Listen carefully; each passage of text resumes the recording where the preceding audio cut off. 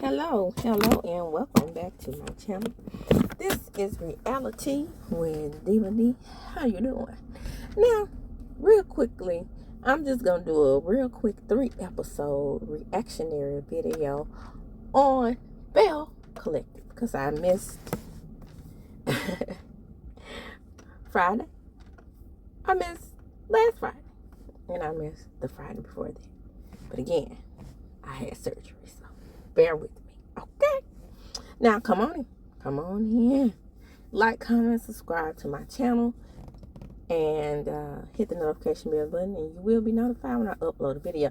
What I'm doing in these analysis videos is using my social work psychology degree to kind of, give a more than just a review, more like a, I'm driving, more like a, like an analysis, like I'm trying to kind of psychoanalyze these people, sort of like old Mimi over here on Married to Medicine. I know people hate that about her, but I kind of like it. I mean, when Dr. Greg was the psychiatrist on the show, he did nothing.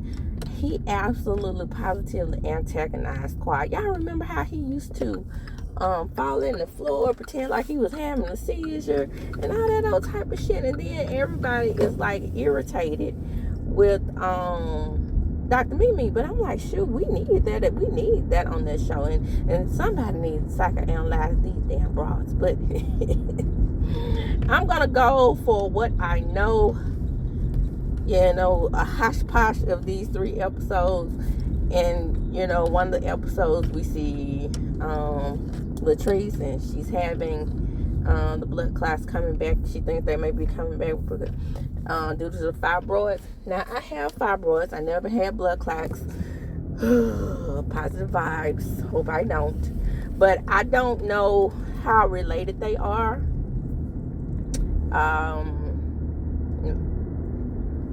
They could have some relation because my best friend who passed away, she had a DVT blood clot, and it traveled to her lungs. So when I tell you that hit home, and the blood clots are extremely dangerous, and for all the people who didn't know how dangerous they were, I don't get that.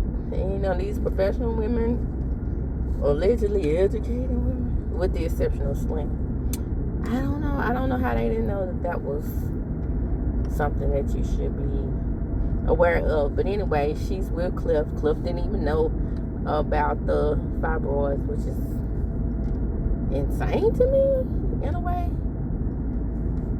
Cliff, Woodstock, Cliff, aka Woodstock, aka Mr. Mama's, aka subtitles, he scares me, literally and figuratively, because I'm like, what the hell? I don't really care for him as a husband anyway, because he's super controlling. And I know Cliff has, he's got the blueprint now. He knows that he needs to watch his ass and how he moves on the show, because the accusations were out there about him being a snoozer. So I believe this is the episode where it's time for them all to get together and, get some therapy. So Carrie meets with her husband and tells him about, this collective is confusing me. I'm having some issues with them. I'm having issues with them not getting along, and it's not my cup of tea. And so Matt said, well, if you meet with the ladies, I'll meet with the men. Well, he was supposed to be meeting with Cliff and Dark Child. I don't like to do that, but I have to come up with something for Glendale, because he don't look like Little Boosie to me. I mean, I don't see it, but everything about him is dark, and I just mean more than his complexion. I mean more like his spirit for me. Okay, that okay? Yeah, but Cliff does not want to meet with his ass at this point. They decided to go. They all meet together. Next, the ladies meet with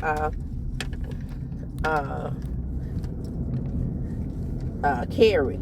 Everybody except the 2 ladies that's having conflict. And Y'all, I am trying with TAMBRA. I'm like, what the hell is going on? Again, we're not getting anything. I know. We're coming up on them questioning her position in the collective. And I don't know. Am I missing something? I've seen women on reality skate by and not give anything. I've seen it. I know I have. I see it with Giselle on Potomac all the time. And, but I don't know. I can't put my finger on it. But anyway, they meet. And so this is where Carrie decides to put in her own brand of therapy. Okay, well, prior to that, Selena met with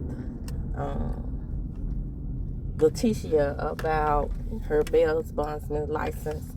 And I just realized that everybody's talking about the Enterprise.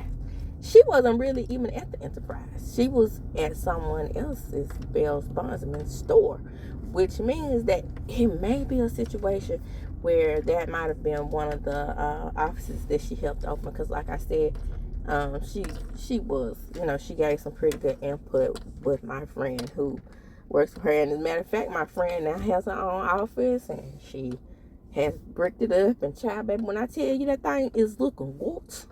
But let's get on down to the therapy session.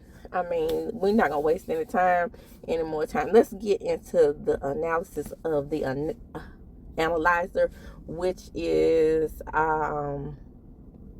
the young lady who was the life coach. Because they get down to Gulfport. Is Gulfport or Biloxi? Hell, Harrison County, somewhere down there in the coast.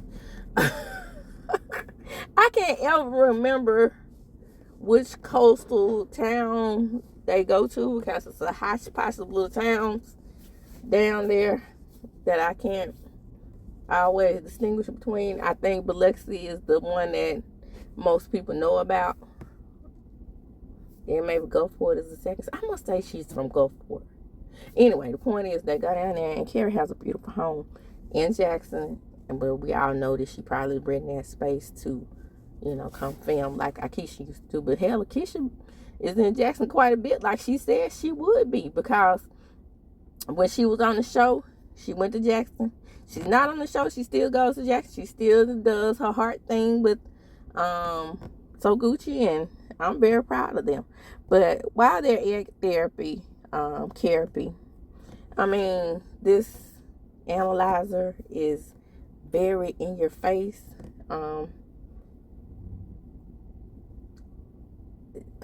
TAMBRA doesn't get to go to therapy because her dad had a presumed stroke. Yeah, I feel bad for her for that, but I'm gonna get to that too. Anyway, they have a crying out session, and Tisha and LATRICE go back and forth. Here's my analysis. LATISHA told LATRICE, I eat off of you. Because LATRICE, that's her go-to. Shit, y'all, it's old and dead. Her go-to is to let the women know that she has more than them and they're beneath her and this, that, and the third. Okay. And like LATISHA say, you still on the show that I'm the one who pitched. So as long as I got that producer credit, run me my check, bitch. Run me my check. And you are on a show that I pitched. Not saying that, you're not supposed to get into it with people that you are on the show that someone pitched, because that's the same thing that happened with Mariah. Mariah thought that the girl shouldn't have anything to say to her. But bitch, you are full of shit if you think I'm not going to say anything back to you because you pitched the show and you messy. When I see when I see LATISHA and LATRICE, I see a mirror image. I do. I don't see anything different and these two women. They both started crying. This thing we know, LATRICE done wiped her face on that on that lady Burberry scarf. So this is too big a team. So let's pick back up with the next episode. So back to the therapy session. They're still in it. So we come to a conclusion, right? It's time for LATRICE and LATESHIA to meet up one-on-one. And with this, I agree. Because they are, again, the same person. Marie Monroe. She's, Carrie is getting on Marie Monroe's nerves. She too nosy. She just got in the group. Well, I'll say this for So Gucci and Akeisha. That might have been their problem when they were in the group. They really stayed to each other. And they kept their friendship alive amongst each other. And even though that was a wonderful thing, I still believe that in order to make the collective a collective, you still have to get along in some way with the rest of the group. Selena says LATESHIA hasn't done anything to her. And her and LATRICE are real good friends. So it's a catch-22 there for her. She feels like she's in the middle. You don't have to be in the middle, girl, because you could be out the show, because you and TAMBRA, neck and neck for me. You're not giving a damn thing. You came in here and you reminded So Gucci that you was on TV before her and bringing nothing to this show. And then you sent a peach. Child. Move right along. So, we agreed to meet. And that is a wonderful thing. So, we get back to Jackson. And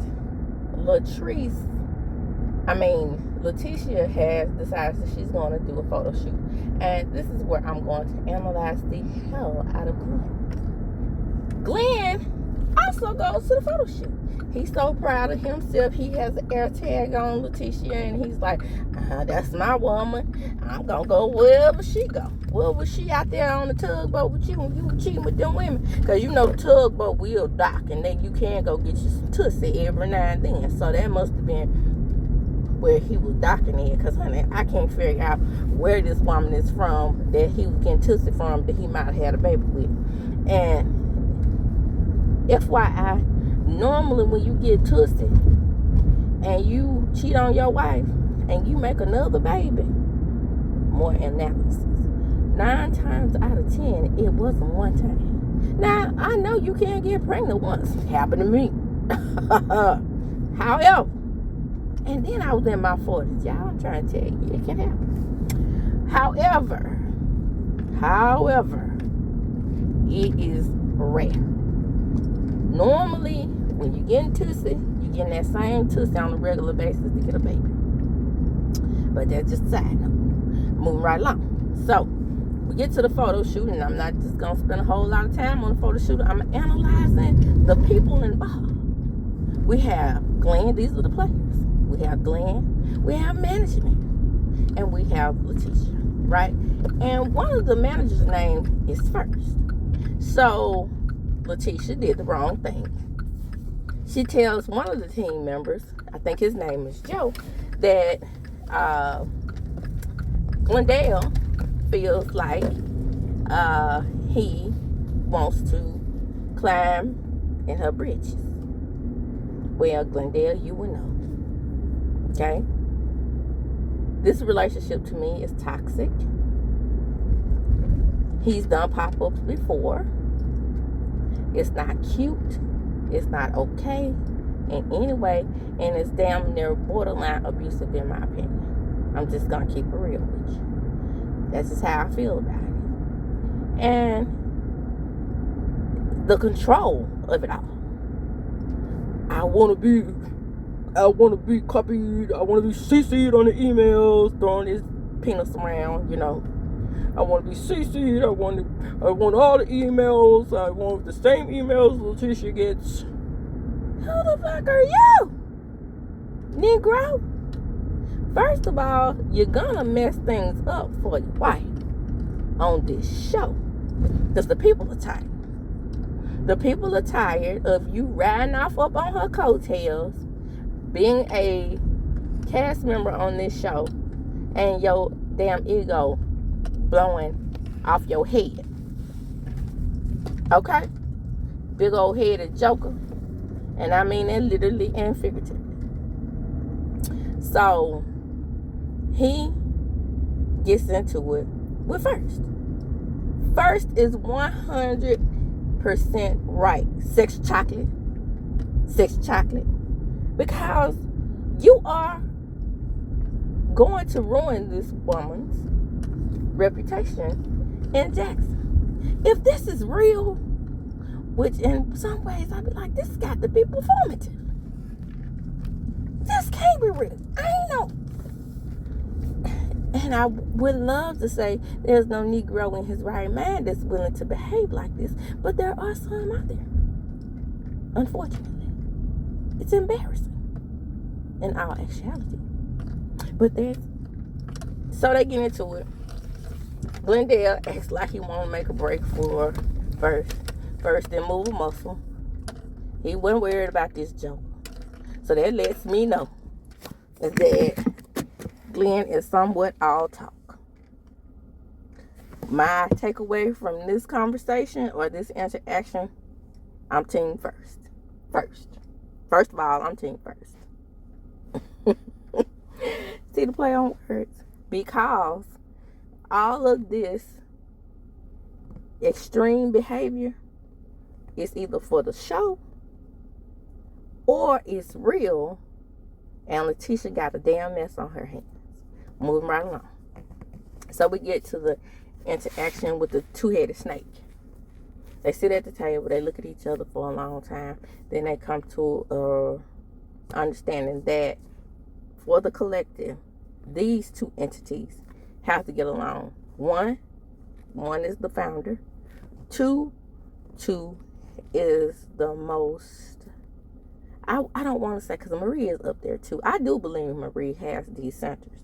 So, but as far as influence, I would say these two are the top dogs on the show.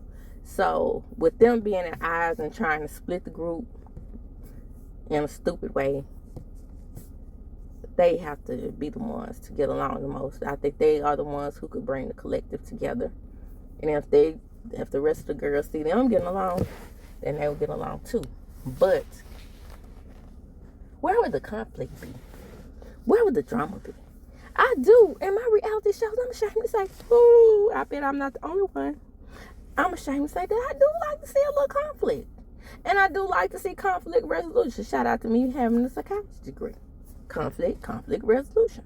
I don't like to see a whole lot of drama, whereas they can't come to a resolution. Because in some ways, with Tambra, I do see how she could feel like there's no turning back. And let's get on into the last episode in this series. Well, here we go with them having. So we get to this episode. Here's the players. We have the food drive. We have Amber. Everybody loves Amber, y'all. And I'm going to get to her. And we have the funeral. But let's start with the food drive. It's very simple. The food drive goes off without a hitch. I'm proud of LATRICE. And what I don't understand is, how am I missing all of these things that's happening in Jackson? Because the local news station was there, WJTV, and I follow WJTV on Facebook. So why wasn't that something that they posted on Facebook talking about, Fondren Taste had a huge food drive? I would have donated. I would have driven all the way to Jackson to donate. Because I still have food in my damn car right now that was donated to me. And we don't have a lot of pantries around here. We should, but we don't. So I still have tons and tons of rice that people gave me that I can't absolutely get rid of. I tried giving it to a homeless man just in person. You know that nigga told me he didn't want no rice. I don't eat no rice. What? Shit, you anything? You hungry enough? That's what my mama used to tell me, but apparently not. We got bougie ass homeless people in Mississippi. So, here come a Brick Monroe coming in late. So they let her know that it's time for Glenn and Mr. Mamas, aka Woodstock, to have a conversation. So, they talk about their differences and why the differences arose, and Mr. Mama says that he don't like him talking to his wife like that. It's true. Glenn was just protecting LATESHIA. They were surrounding her like fucking ants. And that's how LATRICE plays things, in my opinion. She get her little minions on the show, and they do just about anything that she says. Well, that's why we brought Shantae in the picture, because Shantae willing to go be body too. So now I got an ally as well. So you see how they do. Two-headed snake. But anyway, they talk about how they want uncle and nephew, and they miss each other. And he tells them about First, and how First stepped to him and called him sexual chocolate. Well, man, was your pants tight? I always go back to they were clear. Don't it? DL Whisperer. I'm talking directly to you. Is he playing Unc, or is he allegedly grooming? Was your pants tight? My pants weren't that tight. Yes, they were. You were enticing First, allegedly, in my opinion. There's neither here nor there. Moving right along. So we get to Amber. Oh, Amber is a ball of sunshine. If they want to make it, let her replace Selena. Come on in. Put Amber in Selena's place. She's a ball of sunshine. I loved her. You know, man, don't fight. We gonna mess. We not gonna be together no more. So you said that one time, Bonus Mom, and y'all got right back together. Yeah, because they in a vicious circle where if I ain't doing nothing else, I'll call Cedric. Because he's familiar. See? If he's familiar, then if I ain't doing nothing else, I'll call Cedric, and vice versa. And Amber says, look, Bonus Mom, I don't want you fooling around my dad no more. You need to go out down to that Madison golf club where ain't nothing but Caucasian man, but I think she probably date Caucasian child. She look like she biracial. But it's neither here nor there. With all that hair. Not saying that black people can't have long hair, because before they jump in we can have hair like that too. No. I'm referring to the color and the color of her skin. And then her encouraging her to go down there to that Madison County clubhouse, because it's primarily Caucasian. And that to me implied, because I know this because I'm from the city and I lived in Jackson for 7 years. So I could speak on it. I know that country club is primarily Caucasian. The only people I know that Negroid that go down there is the one that's little local celebrities around there. And Deion Sanders, when he was living in Jackson, he probably was a member too. So it's very rare that even the middle class or upper middle class Negroids go out there. But that's neither here nor there. She said she needed a millionaire. Another indication. You need to cross over the color lines. I'm just saying. But again, let Amber replace Selena or Tambra. Either one would be fine with me. Moving right along. So we get to Glenn and LATESHIA.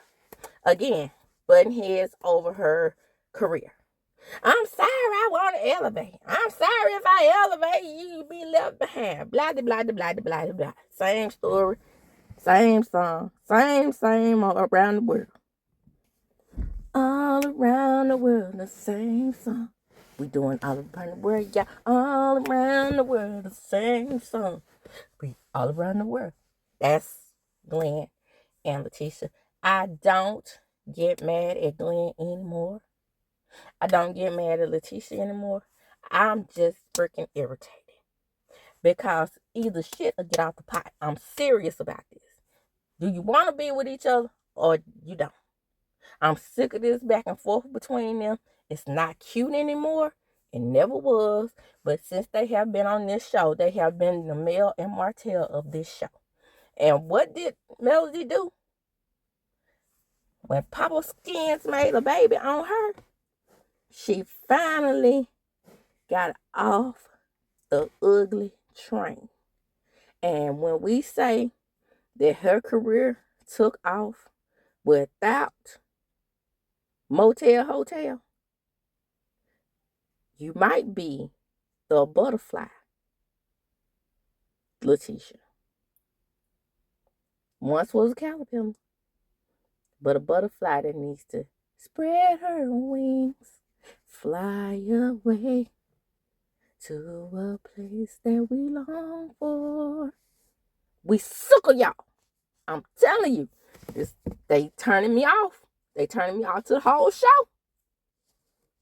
Her with that relationship, and Selena. Speaking of Selena, she goes around them, and she don't want to live with Mike because Mike used to live with his old lady in that same house.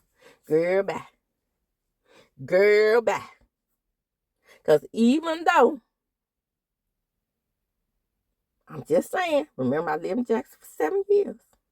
I'm just saying. Wherever he living at, it's better than living in the dish. I don't mean no harm. I know she got on the house outright because the grandmama left it to her, but still in the dish. If you know, you know. Move right along. So, they decided to have a funeral. This is all up to LATRICE.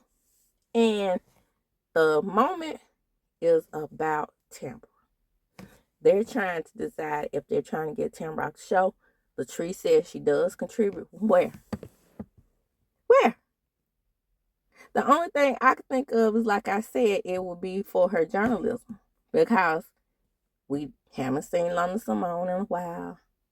We haven't seen Greed in a while. And I don't want her to explore her dad.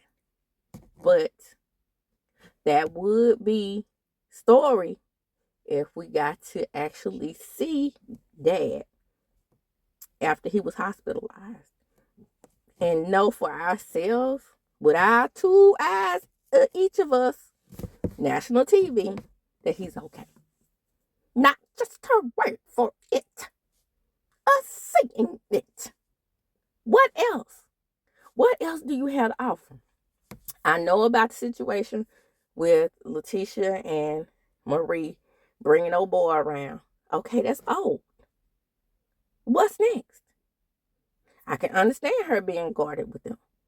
But what's next? Give us something. And then we get to the coup de grace. Carrie talking about there may be a baby with Mike. She learned this about, she was stumbling all over her words, y'all. Did you see her? My husband was having pillow talk, like pillow talk with, what? Spit the fuck out. And then she finally says that there may be a baby out there. And someone said, because if my man have a baby on me, I am out. Well, we will see. Because I'm telling you, speaking of chicken of the sea, when he went out there to Houston, I got my side good eye on Houston Mike. Okay. And with that, I'm going to close. Come on in. Like, comment, subscribe to the channel. Hit the notification bell button. You will be notified when I upload a video. Share the video. And Why? Because Sherry is a thick Karen. As I do when I close, I'm going to chunk them up. Deuces.